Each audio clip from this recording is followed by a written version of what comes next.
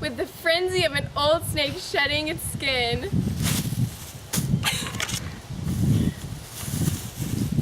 Whoa.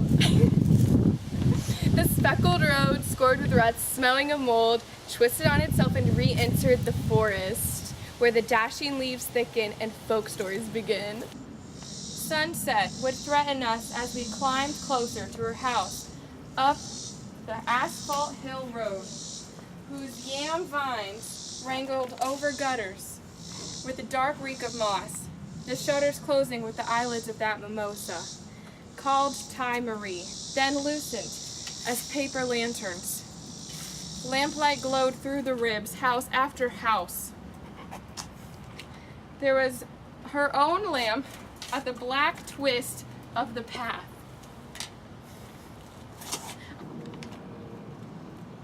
There's childhood, and there's childhood aftermath.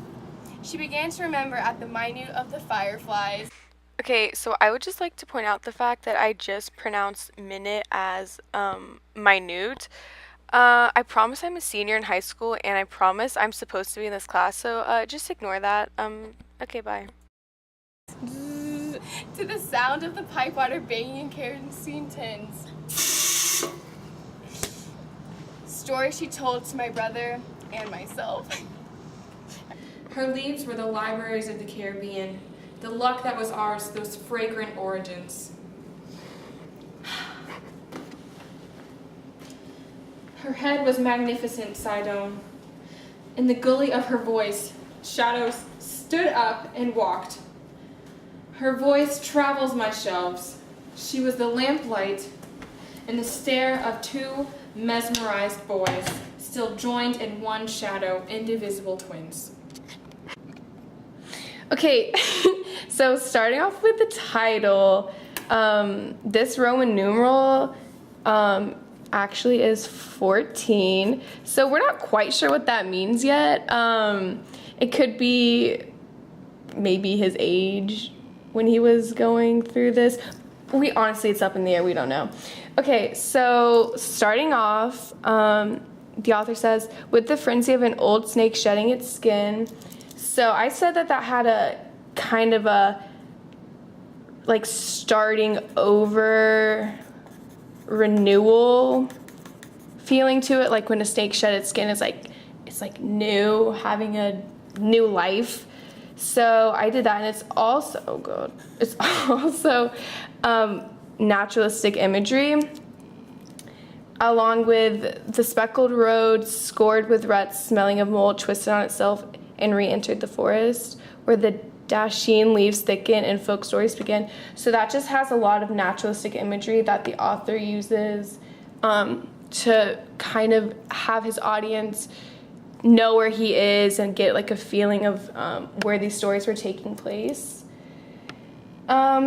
Next he says, the sunset would threaten us as we climbed over to her house up the asphalt hill road, whose yam vines wrangled over gutters with the dark reek of moss, the shutters closing like the eyelids of the mimosa, called Tea Marie, then loosened as paper lanterns.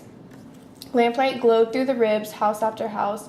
There was her own lamp at the back twist of the path. Okay, I'll stop there.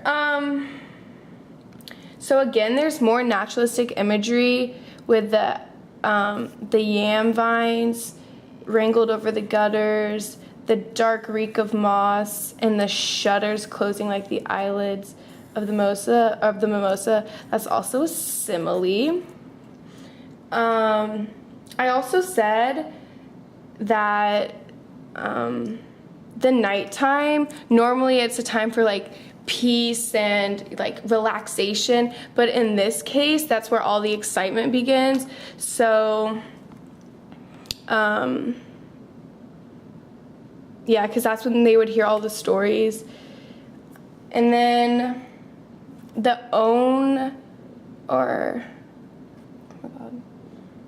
her own lamplight at the back twist of the path.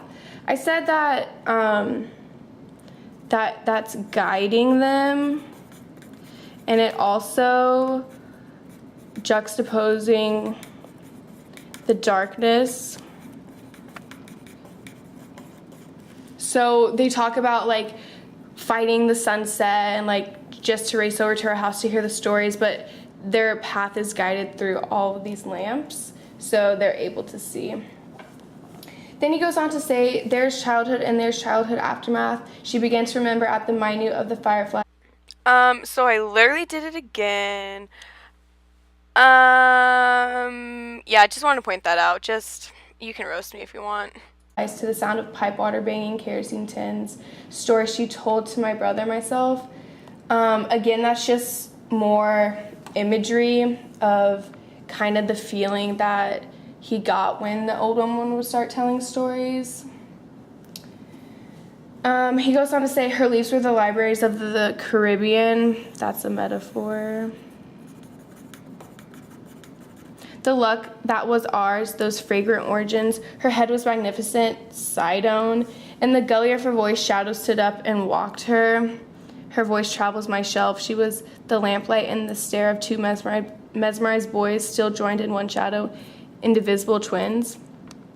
So here he uses personification when he says, shadows stood up and walked, because obviously that cannot happen.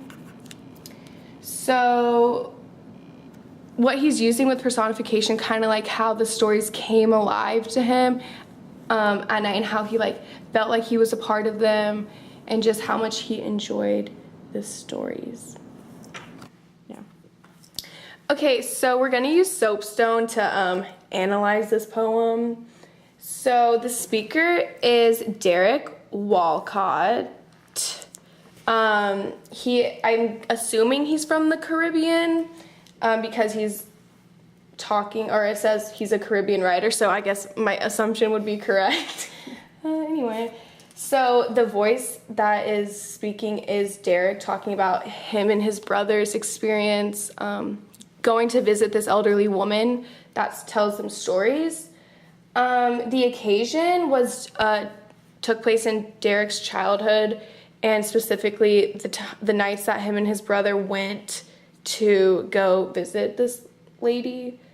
The place was at the elderly woman's house in the forest. So, you know, they talk about how they're like, they just talk about like the forest through the whole thing, like the black twist of the path and the dashing leaves and the fireflies. Okay, and then the audience, I said that there really wasn't like a specific audience. I think this was just like a recount of just a important story that shaped Derek into the writer he was. So I said it was more just like about like a sentimental memory. So the purpose for this is to share sentimental memories of his childhood. Like the prompt says, it is a recall of a childhood experience. So he's just trying to tell people about how happy he was to see this elderly storyteller. The subject of it is the speaker and his brother as they have journeys through the forest in order to listen to this woman tell stories. So pretty much the author is the subject. And the tone of it is reminiscent, and it's about his cultural roots as well as happy memories of hearing these stories and this magical, wondrous stuff he did in his childhood. So that was our annotation of Derek Walcott's 14.